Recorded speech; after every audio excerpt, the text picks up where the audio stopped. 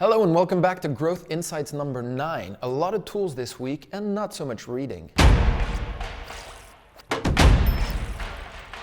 Before we get started, did you know that YouTube allows you to move around the subtitles on this video? Pretty cool, huh? Alright, so let's kick off with some tools. We're actually going to focus on Facebook for the first half of this video, and then just before you get an overdose, we'll move on to greener pastures. Now, some channels decay over time. As these channels become increasingly saturated, users and consumers defend themselves with what we mentioned in episode 2, attentional filter. This is also called banner blindness, or as Andrew Chen calls it, the law of shitty click-through rates. Now, one effective way of getting past this filter is to get creative with assets and formats. Thankfully, Facebook is a place where format possibilities change regularly. Images, videos, carousels, and now GIFs. So Paolo heard about these 3D GIFs and just jumped on it. He's been playing around with a small focus trick on the camera that allows you to create this depth effect. Brace yourself, James Cameron. Here are the ones Paolo has made. This is attempt number 1. This is attempt number 2. You can tell he's getting a lot better. If you're interested, check out this tutorial on how to build them. And if you need more inspiration on what you can do, search 3D split depth on Giphy. Now, if you don't have the lens or the patience to make these 3D videos, normal videos are also a really good option for social network. We shared Lumen 5 in episode 4 to make a video in seconds. And here's a new similar tool that has more options. You'll be making Kubrick-style videos in seconds. Now, speaking of videos, Facebook, and laziness, now that Facebook allows you to have a beautiful video as your Facebook page cover, I figured this free set of videos suited just for that would be perfect for you. No creativity required, and you can have a video up and running in seconds. Still on the subject of Facebook, thanks to Jim for sharing this use case where we find out that Facebook is testing with 0% reach in countries like Slovakia. If this continues, it means that Facebook likes on fan pages are going to become absolutely worthless. So that means you'll have to keep paying to get reach on everyone's favorite social network, Facebook. Speaking of which, this is one of the best tools that Quentin has found on Facebook lately. I also completely fell in love with it. So first of all, Big Ads has a directory of 14 million Facebook ads, which you can get inspiration from. It also has this amazing Chrome extension where if you see an ad come up on your Facebook feed, you can also see all other ads from that same company. Okay, last Facebook related tool, I promise. Thanks to Stefan for sharing GetShopBot, which allows you to retarget customers who viewed a certain page on your site and then retarget them through Messenger. So a user sees a product, then you can send them a message on Messenger to remind them about the product. It's a new type of retargeting.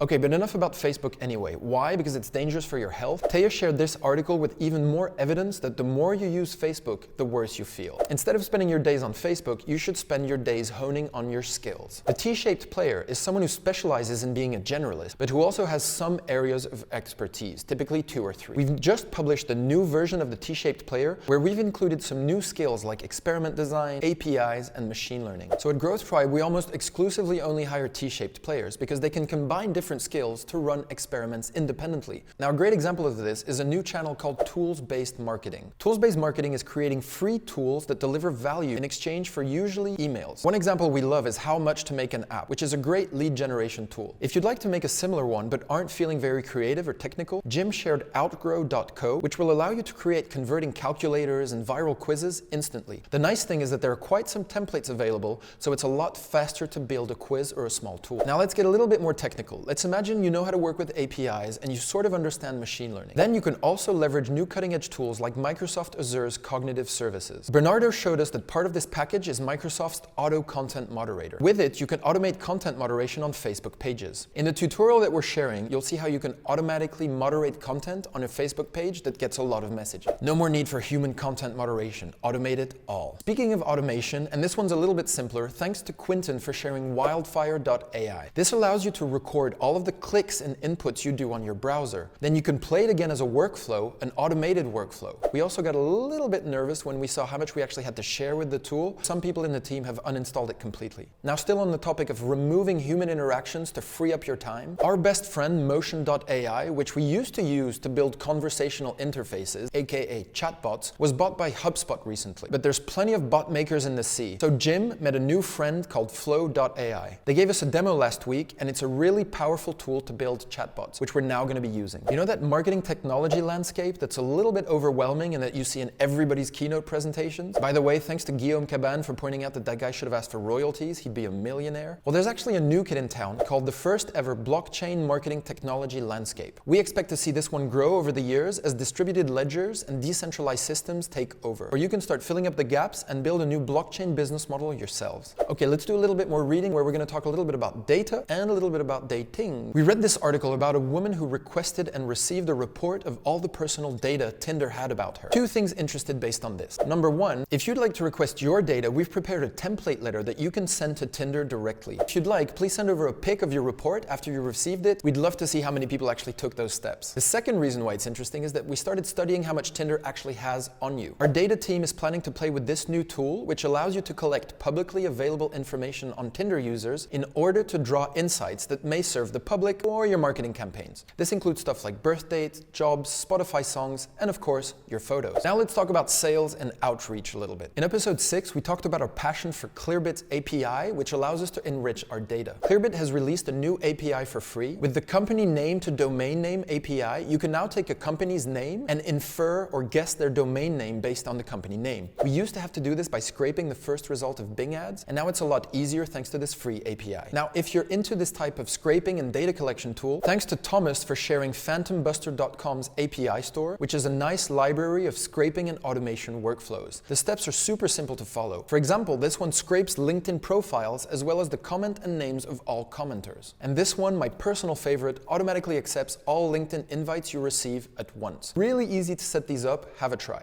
Now, of course, the end goal of getting domain names and scraping contacts is usually to do cold outreach for B2B campaigns. If you're too lazy to do that, I came across yet another list of email addresses of journalists and press. So if you want to do PR, this one seems to be more up to date than most of the ones roaming the internet. Download it in the links below. Now, if you want to be a little bit more ethical about how you get your emails, Quinton shared another lead magnet tool. It's called privy.com, and it's a super customizable lead generation tool. You can create beautiful pop-ups to get email addresses in minutes. And once you've warmed up those prospects and you want to send out beautiful emails, here's yet another resource that offers free, responsive email template. Lots of really pretty ones in here. Check it out. And now for something completely different. Some SEO and competitive monitoring. Are you running out of content ideas for what articles to write or what videos to shoot? This is a free sentence research tool based on what people are searching for, which I found very useful to generate ideas for content. So here we're looking for content ideas around artificial intelligence for business. As you can see, it's giving me a lot of inspiration, lots of good content ideas. It takes a few seconds, check it out. We've also shared a lot of competitive analysis tools in the past, and here's a new one from Ferdinand. It's called Compete Shark, and it will compare you and your competitor's website and social activity. I'm especially happy about the website speed comparison tool since we focus so much on making our website faster. Okay, and before we finish, here's two more tools we're excited about. This one's shared by Paolo. It's called Wakelet. This allows you to send one link that then opens multiple different links. It's great if you have like one CTA for multiple links that you want to share. And finally, thanks to Stefan for sharing texted.io. No, SMS is not dead. This allows you to manage SMS replies and manage SMS replies to whole groups.